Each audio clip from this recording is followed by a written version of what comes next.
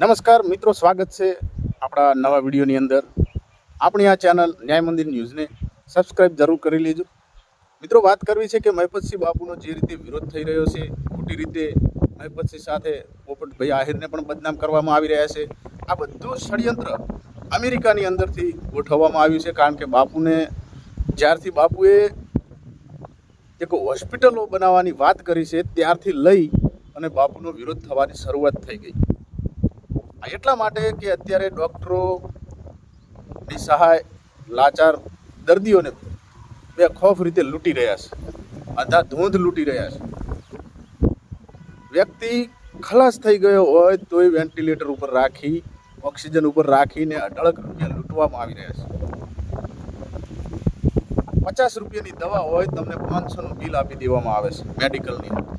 આ તમામ વાતને ધ્યાને રાખી અને બાપુનો એક નવો પ્રયાસ જ્યારે બાપુ કરવાના છે એ છે હોસ્પિટલનો. તમે જોયું હશે ફિલ્મ સાઉથ રજનીકાંતનું પિક્ચર શિવાજી ધ બોસ. જેમ શિવાજીએ હોસ્પિટલો એ ફિલ્મની અંદર બનાવી હતી ને એનો વિરોધ થયો હતો, એવી જ રીતે આપણે આજનો રજનીકાંત મહિપતસિંહ બાપુ જે એમના વિચારો છે એવી બાબતોને ધ્યાને લઈ અને આગળ પગલાં ભરે છે, કાર્યો કરે છે. અને હવે હોસ્પિટલો પણ બનાવવાની છે અને એકદમ નિઃશુલ્ક જેટલા ખર્ચાની અંદર મોટામાં મોટી બીમારીઓનો ઈલાજ થઈ શકે. હવે આ વાત મોટા મોટા ડૉક્ટરોને પોસાય એમ નથી. કદાચ જો આવી હોસ્પિટલો બનવા લાગશે તો આવનારા સમયમાં ડૉક્ટરોને હોસ્પિટલને તાળા મારવા પડશે. આ વાતને લઈ અને અમેરિકાની અંદરથી આ એક ષડયંત્ર ઊભું કરવામાં આવ્યું અને જેની કોઈ ઓકાત નથી એવા વ્યક્તિઓને મેદાનમાં ઉતારવામાં આવ્યા છે.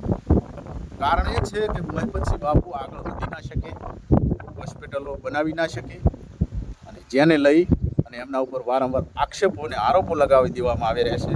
બીજી બાજુ કે મહિપતસિંહ બાપુ જ્યારે 2000 આવનારી 27ની ચૂંટણીમાં રાજકારણની અંદર ઉતરવાની વાત કરે છે તો પણ આ ક્યાંક ને ક્યાંક કોઈ હદે કોઈ રાજકીય એવા ષડયંત્રકારી નેતાઓને આ પોસાતું નથી અને આના જ લીધે આ લુખા તત્વોને મેદાનમાં ઉતાર્યા છે. પરંતુ આપ સૌ જાણો છો કે મહિપતસિંહ બાપુ એ ક્યારે દાનનો 1 રૂપિયો પણ ક્યાંય ખાધો નથી અને ખાવાના પણ નથી. એમને ખાવા જ હોય તો આટલી 7 સંસ્થાઓ કેમ ઊભી કરત? કેમ બાપ વગરની નિસહાય દીકરીઓને, ઘણી બધી દીકરીઓના સમૂહ લગ્નો કરીને બતાવી દીધા. આજે પણ એ દીકરીઓ ખુશી સાથે મહિપતસિંહ બાપુને મળવા આવે છે. એવા મા બાપ કે જેમના દીકરાઓ જીવે છે, જેમની વહુવારો જીવે છે, અમેરિકાની અંદર વસી ચૂક્યા છે, મા બાપને ઇન્ડિયાની અંદર મૂકીને જતા રહ્યા છે અને જેમનો કોઈ આધાર નથી, એવા મા બાપ મહિપતસિંહ બાપુને પોતાનો દીકરો માનીને ત્યાં આગળ સહારો લેવા જાય છે. એવા મા બાપને આજે મહિપતસિંહ બાપુ એક દીકરો બનીને સાચવી રહ્યો છે. એવા હજારો સંખ્યાની અંદર વિદ્યાર્થીઓને આજે યોગ્ય શિક્ષણ મળી રહ્યું છે સંકુલ દ્વારા, મહિપતસિંહ સંકુલ દ્વારા. અને હજુ પણ આગળ કેટલી સંસ્થાઓ બનાવવા જઈ રહ્યા છે મહિપતસિંહ બાપુ. અને એ આજના ભ્રષ્ટરૂપી ડૉક્ટરોને પોસાતું નથી, ભ્રષ્ટરૂપી નેતાઓને પોસાતું નથી. જો આવી જ રીતે લોકો આગળ આવીને સેવાઓનું કાર્ય કરશે તો અત્યારે વિરોધ નહીં કરીએ, અત્યારે એમને પાડી દેવાની વાત નહીં કરીએ તો આવનારા સમયમાં હજારો મહિપતસિંહ ઊભા થશે. આવા ડર સાથે આજે મહિપતસિંહ બાપુનો વિરોધ થઈ રહ્યો છે. મિત્રો, વધારે વાત નહીં કરતા મહિપતસિંહ બાપુ વિશે એક વડીલ સમાન વ્યક્તિએ સરસ વાત કરી છે, એ પણ આપણે સાંભળવી છે. સાંભળો. આજે હું વાત કરવા જઈ રહ્યો છું કે જે ગુજરાત નહીં પૂરા વિશ્વની અંદર પોતાની સેવા થકી જ્યારે પ્રચલિત થયેલા છે એવા આપણા બધાના વહાલા એવા મહિપતસિંહ ચૌહાણ, કે જેઓ પોતાના અથાગ પ્રયત્ન અને પોતાની અથાગ મહેનત આજે નિસહાય ભૂત ને રહેવા માટે, જમવા માટેની વ્યવસ્થા કરી રહ્યા છે. જેમની આગળ પાછળ કોઈ નથી એવા જે બાળકો જે છે એ બાળકોના શિક્ષણ માટેના એમના અથાગ પ્રયત્નો છે. જેમની પાછળ દવા કરવા માટેના ખર્ચના રૂપિયા નથી એવા માણસોને દવા કરવા માટે કરીને હોસ્પિટલો બનાવવા માટેના પણ પ્રયત્નો કરી રહ્યા છે. જેઓ નિસહાય જે બહેનો જે છે એવી બહેનોના લગ્ન કરવા માટે પણ તેઓ પોતાના સેવા થકી કાર્ય થકી એ કરી રહ્યા છે. આવું પરમારથનું જે કાર્ય કરી રહ્યા છે, છતાં પણ આજે આપણે જોઈએ તો કેટલાક દિવસોથી બજારની અંદર, માર્કેટની અંદર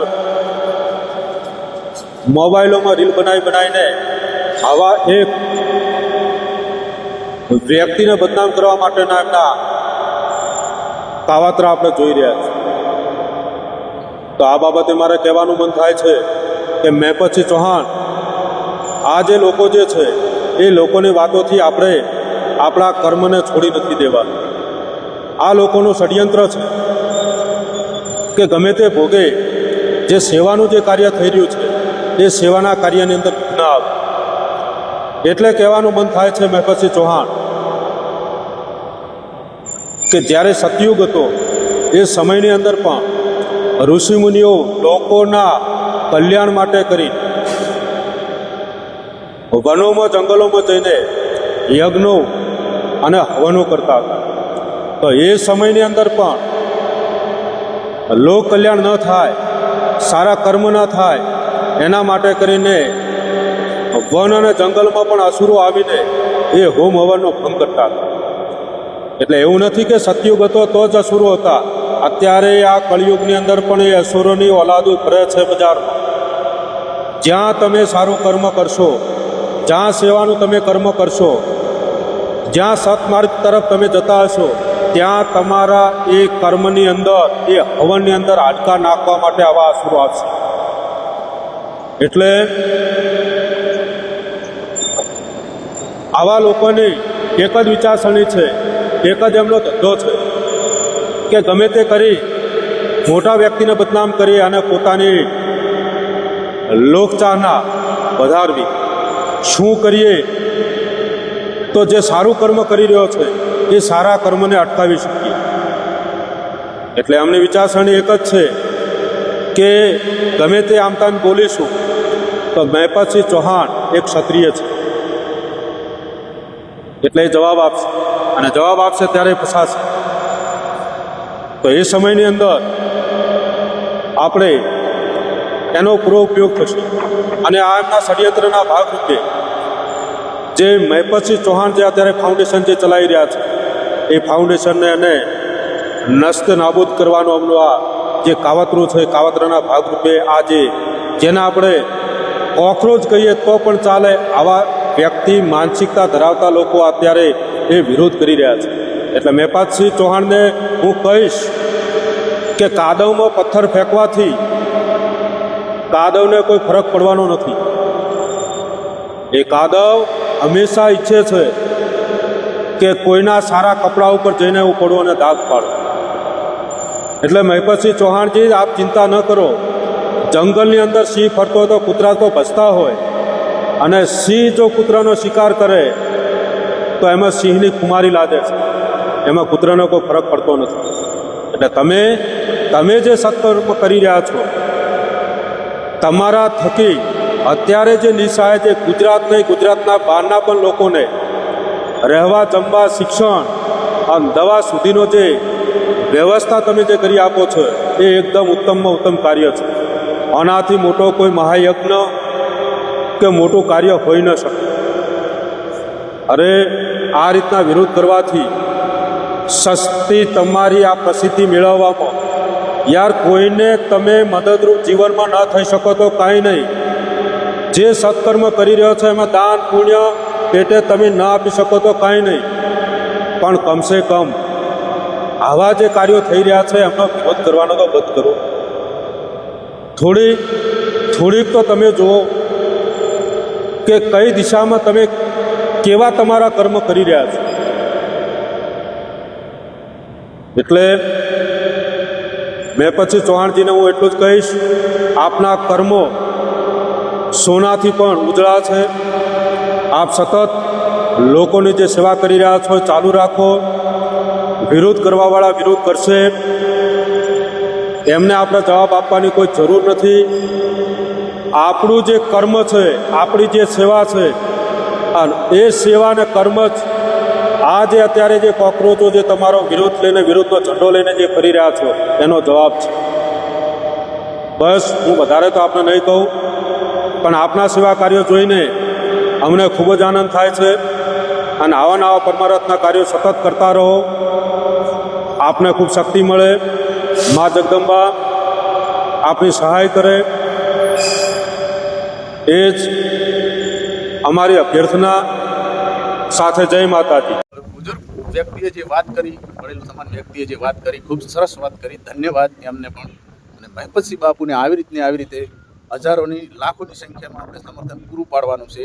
અને ફક્ત મહેપતસિંહ નહીં પણ સમગ્ર ગુજરાતની અંદર જે સાચા ભાવથી નિસ્વાર્થપણે જે વ્યક્તિ સેવાઓ કરે છે એને પૂરતો સપોર્ટ આપવાનો છે, સમર્થન આપવાનું છે. એ પણ આપણી એક ફરજ છે, એ પણ એક પુણ્યનું કાર્ય છે. વિરોધીઓને જેટલો વિરોધ કરવો એટલો કરી શકે છે. આપણે બેઠા છીએ, આપણે સમર્થન આપીશું જેથી સેવાભાવી વ્યક્તિની હિંમત વધે, જુસ્સો વધે. એને એવું લાગવું ના જોઈએ કે લોકો મારા વિશે શું વિચારે છે. એને એવું લાગવું જોઈએ કે લોકો મારી સાથે છે, મારા સપોર્ટમાં છે. બરાબર, તો જ આવા મહેપતસિંહ પેદા થશે. રેડી. બાકી વિરોધ એમનો કરવામાં આવશે, એમને દબાવવાની કોશિશ કરવામાં આવશે અને આપણે કોઈ સમર્થન નહીં આપીએ, જનતા કોઈ સમર્થન નહીં આપે તો આવા મહેપતસિંહને ઓલવા તો વાર નહીં લાગે.